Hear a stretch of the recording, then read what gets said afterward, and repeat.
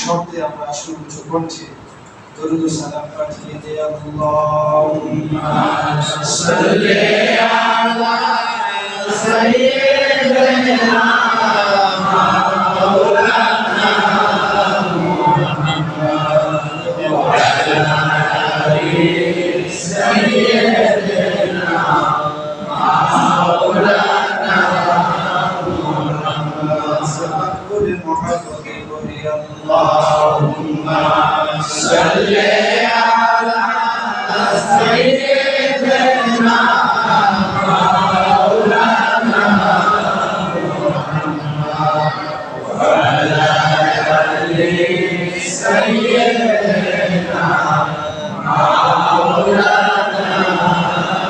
মুহাম্মাদ জিনু মালাইকে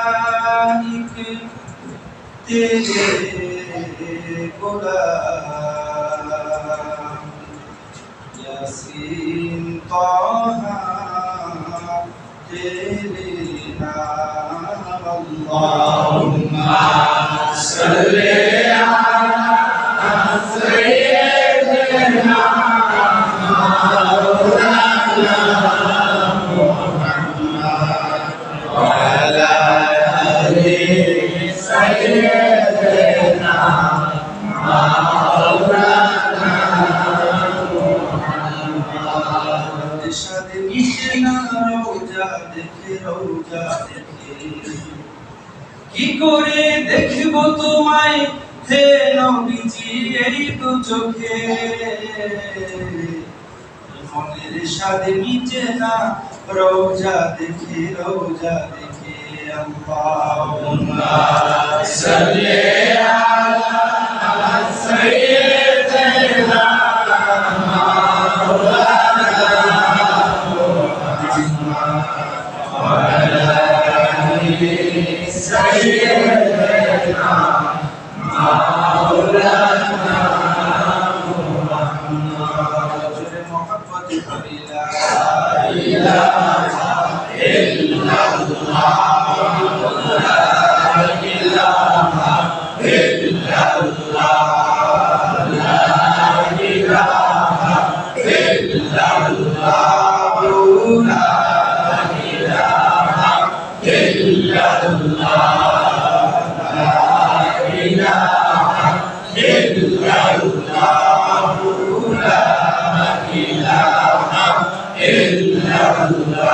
حسبي ربي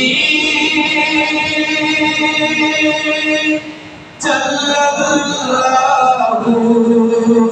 الله ما في قلبي غير الله نور محمد صلى الله لا إله إلا الله لا إله إلا الله لا إله إلا الله يا رحمن يا الله يا رحيم يا الله يا مالك يا الله لا إله إلا الله لا إله إلا الله لا إله إلا الله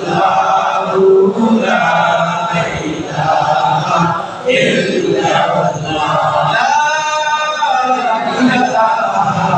إله إلا الله محمد رسول الله صلى الله عليه وسلم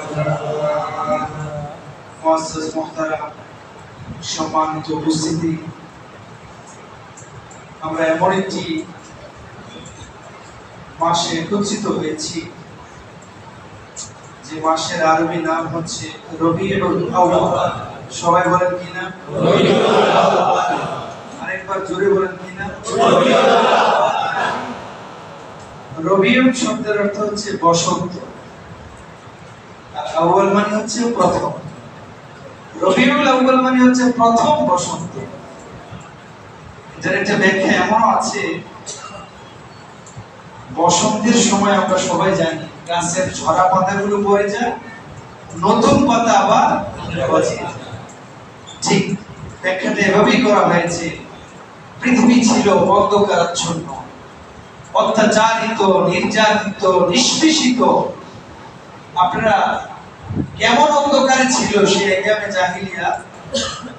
এখন তো ফেসবুকের যুগ, আপনারা বিভিন্ন ভাবে তথ্য ঘটনা জেনেছেন যে কিছুদিন আগে মিটফুড হসপিটালের সামনে একজন জীবন্ত মানুষকে পাথর দিয়ে হাজার হাজার মানুষের সামনে মারা হয়েছে।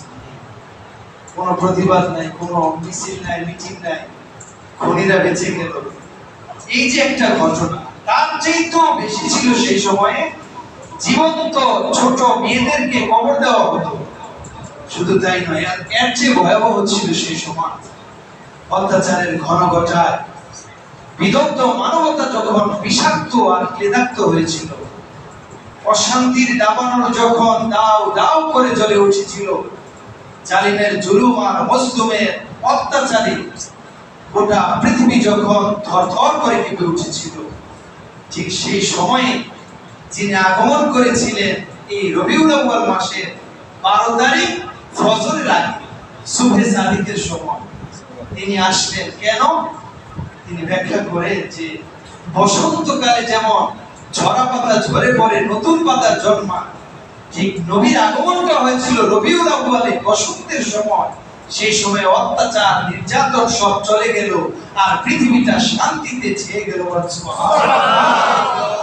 জন্য রবিউল আউয়াল মানে প্রথম বসন্ত।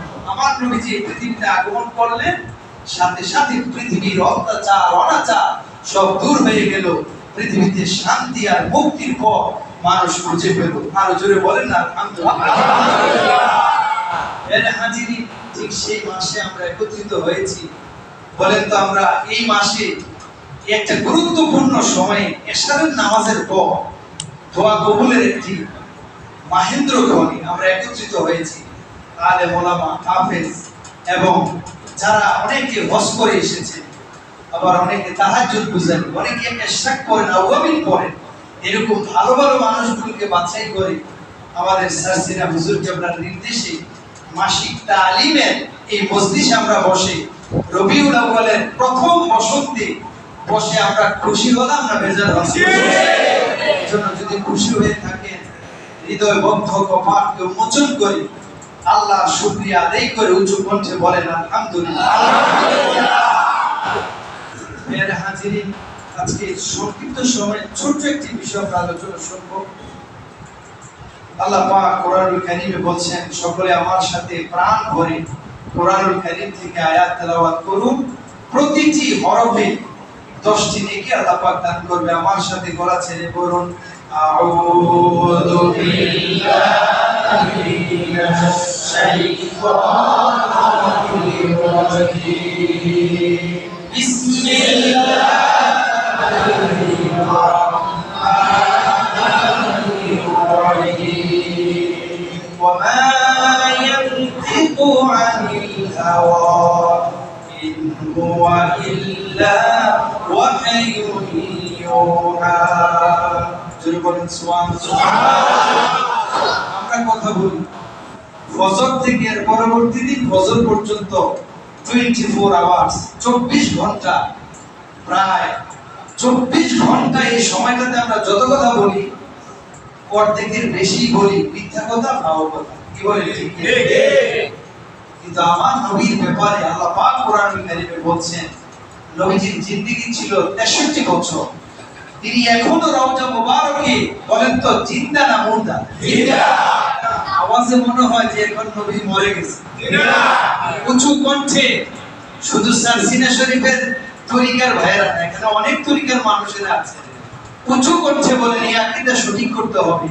আমার নবীজি কি মরা নবী না জিন্দা নবী? আয়াতুল